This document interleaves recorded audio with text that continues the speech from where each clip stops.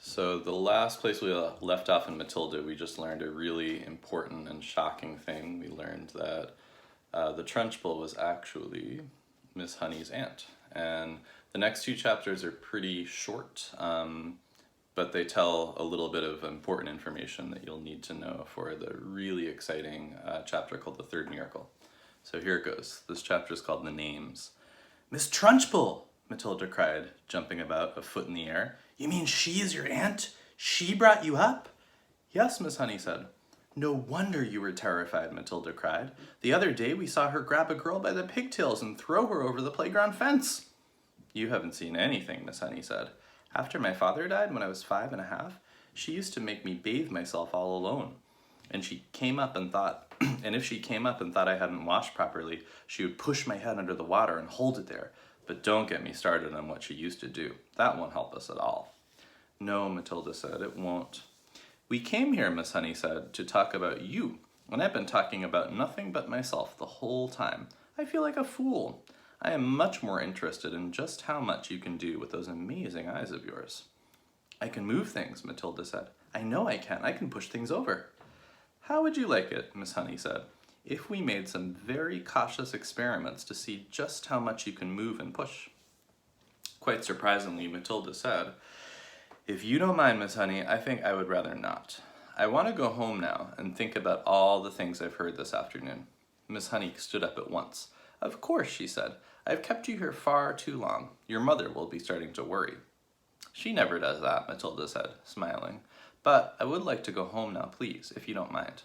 "Come along now then," Miss Honey said. "I'm sorry I gave you such a rotten tea." "You didn't at all," Matilda said. "I loved it." The two of them walked all the way to Matilda's house in complete silence. Miss Honey sensed that Matilda wanted it that way. The child seemed so lost in thought she hardly looked where she was walking, and when they reached the gate of Matilda's home, Miss Honey said, "You'd better forget everything I told you this afternoon." "I won't promise to do that," Matilda said, "but I will promise not to talk about it to anyone, not even you." "I think that would be wise," Miss Honey said. "I won't promise to stop thinking about it, though, Miss Honey," Matilda said. "I've been thinking about it all the way back from your cottage, and I believe I've just got a tiny little bit of an idea." "You mustn't," Miss Honey said. "Please forget it." "I would like to ask you 3 last things before I stop talking about it," Matilda said. "Please will you answer them, Miss Honey?" Miss Honey smiled. It was extraordinary, she told herself, how this little snippet of a girl seemed suddenly to be taking charge of her problems, and with such authority, too. "Well," she said, "that depends on what the questions are." "The first thing is this," Matilda said. "What did Miss Trunchbull call your father when they were around the house at home?"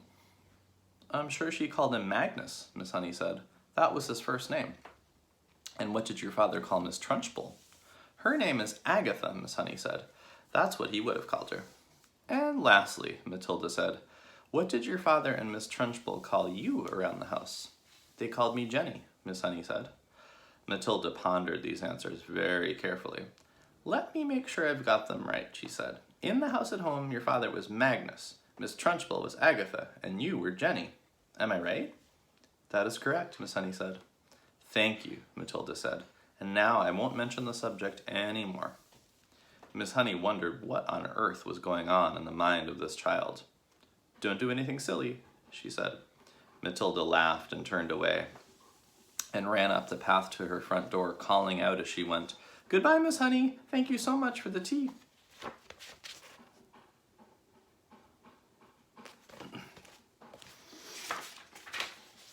The next chapter is also a short one. It's called The Practice. Matilda found the house empty as usual. Her father was not yet back from work, her mother was not yet back from bingo, and her brother might be anywhere. She went straight into the living room and opened the drawer of the sideboard where she knew her father kept a box of cigars. She took one out and carried it up to her bedroom and shut herself in. "Now for the practice," she told herself. "It's going to be tough, but I'm determined to do it." Her plan for helping Miss Honey was beginning to form beautifully in her mind. She had it now in almost every detail, but in the end, it all depended upon her being able to do one very special thing with her eye power.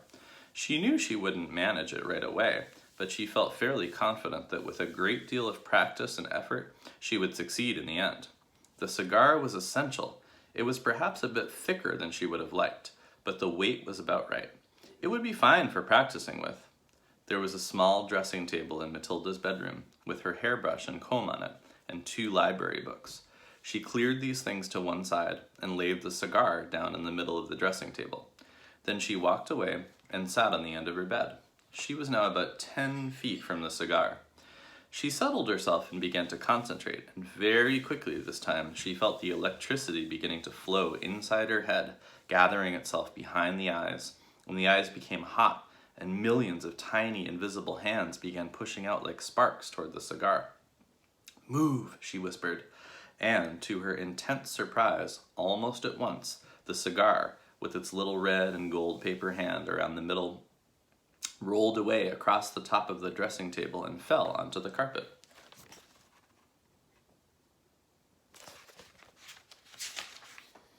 Matilda had enjoyed that. It was lovely doing it. It had felt as though sparks were going round and round inside her head and flashing out of her eyes. It had given her a sense of power that was almost ethereal. And how quick it had been this time, how simple. She crossed the bedroom and picked up the cigar and put it back on the table. Now for the difficult one, she thought. But if I have the power to push, then surely I also have the power to lift. It is vital that I learn how to lift it. I must learn how to lift it right up into the air and keep it there. It is not a very heavy thing, a cigar. She sat on the end of the bed and started again. It was easy now to summon up the power behind her eyes. It was like pushing a trigger in the brain. "Lift," she whispered. "Lift, lift." At first, the cigar started to roll away, but then, with Matilda concentrating fiercely, one end of it slowly lifted up about an inch off the tabletop. With a colossal effort, she managed to hold it there for about 10 seconds. Then it fell back again. "Whew," she gasped. "I'm getting it. I'm starting to do it." For the next hour, Matilda kept practicing, and in the end, she had managed, by the sheer power of her eyes, to lift the whole cigar clear off the table, about 6 inches into the air, and hold it there for about a minute. Then, suddenly, she was so exhausted she fell back on the bed and went to sleep. That was how her mother found her later in the evening.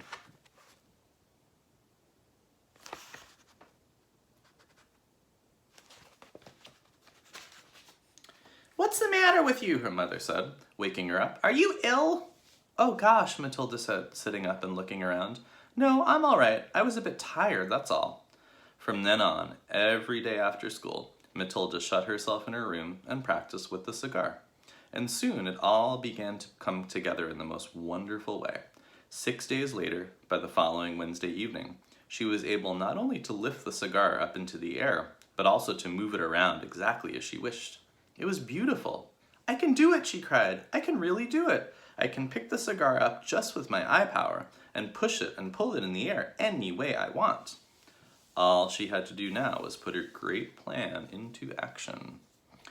So this next chapter, as I mentioned before, is called The Third Miracle. So I'm going to kind of leave you in suspense there, but I want you to think about what her plan is and what that whole practicing with the cigar might have been.